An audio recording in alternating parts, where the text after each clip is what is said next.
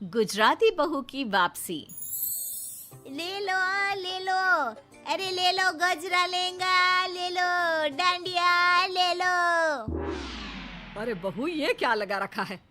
तेरा पैसे कमाने का दिमाग ये तो सोच ले कि जहाँ तू ये सब बेच रही है कोई नहीं लेने वाला।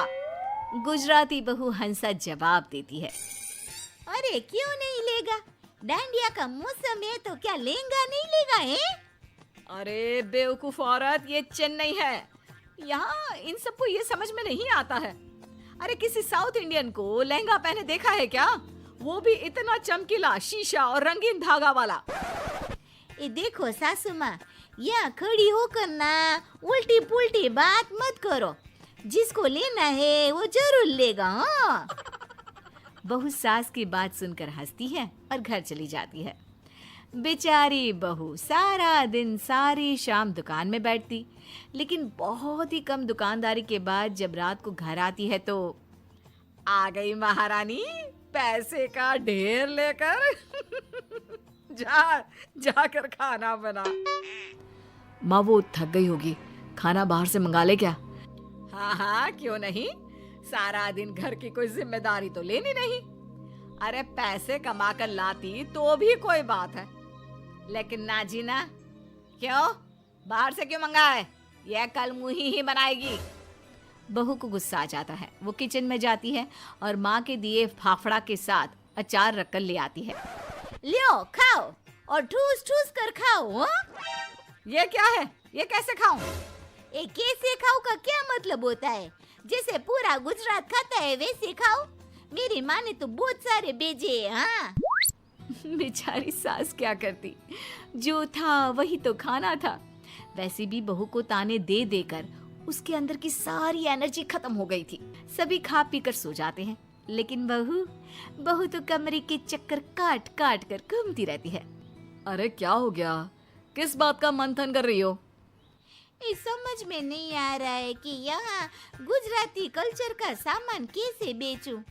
और ये किसी को समझ में ही नहीं आता कि डांडिया क्या है, लहंगे में शीशा क्यों लगा है, और फाफड़ा है तो रोटी इतनी कड़ी क्यों है।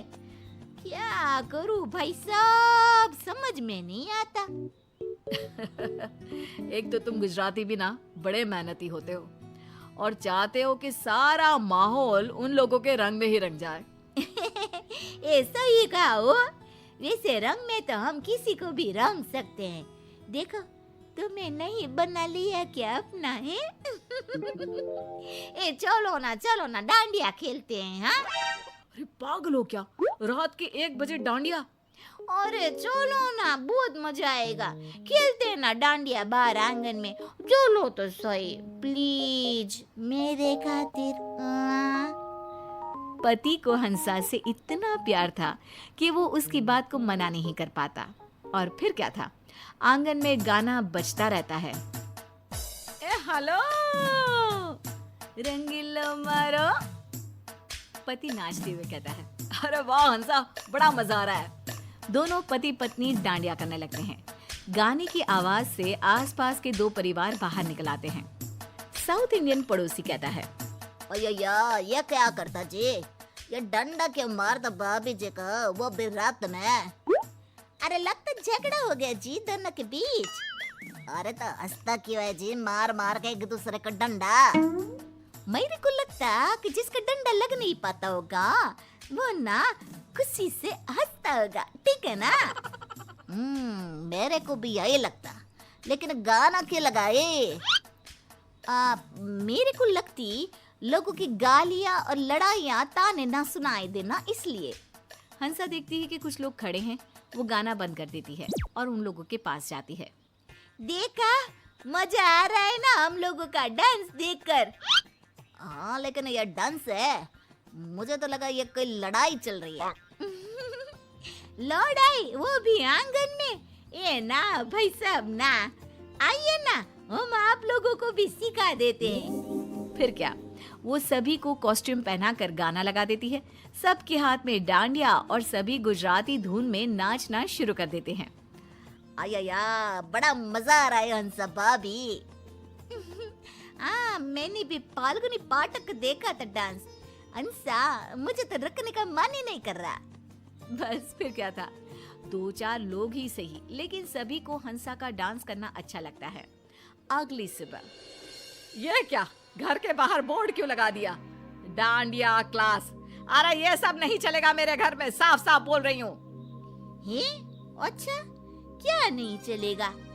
घर मेरा है और यहाँ ये सब नाच गाना नहीं होगा।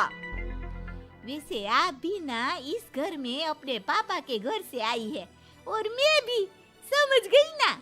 और जिसे आप नाच गाना बोल रही है ना, वो नाच गाना नहीं है, बल्कि कला है, साहित्य है, देश का संस्कृति है। अरे बस बस, अपना सामान बेचने के चक्कर में पूरे साउथ को डांडिया करा दे तू। ये तो इसमें गलत क्या है, हाँ? जब मैं यहाँ के कल्चर को एंजॉय करती हूँ, तो मेरे कल्चर को भी ये लोग समझे। और ये तेरा मेरा क्या है? हम है तो सब भारतीय ना। अब चलिए बाहर जाकर खड़ी हो जाइए, कस्टमर आते ही होंगे। हो बस फिर क्या था, एक एक करके लोगों का घर में आना शुरू होता है। हंसा पहले डांस सिखाती, फिर लहंगा और सारा सामान पैक करके थमा देती। अरे वाह बहू, बड़े नोट छाप रही है, क्या बात है। ले, अब वाह वाह कर रही है? नहीं तो सारे दिन दाने दे दे कर मेरे तो कान खा जाती थी। अरे ला बहू ला, यह गड्डी ना पैसों की मुझे दे दे। वो क्या है ना, मेरी तिजोरी काफी दिनों से खाली है। ये रहने दो, हाँ, मेरी मेहनत की कमाई है। आपका बस चलता तो कब का बंद करा देती। नहीं जी नहीं, मैं कुछ नहीं देने वाली आपको। हाँ। सास को बहू पर गुस्सा आ जाता है। अच्छा, तो ये चला कि मेरे घर को धर्मशाला बना दिया और पैसे के नाम पर ठेंगा। रुक, बताती हूँ तुझे। एक रोज सास चुपके से सारे लहंगे काट देती है और डांडिया में कील लगा देती है, फाफड़े में चींटी डाल देती है और खुश हो जाती है। अब पता चलेगा चालाकी देवी से पंगा लेने का क्या हर्ष होता है। एक कस्टमर, हंसा भाभी ये देखिए, ये लहंगा मैं कल पैक करके ले गई थी। अरे लहंगा फटा था, सबके सामने मेरी बेइज्जती हो गई।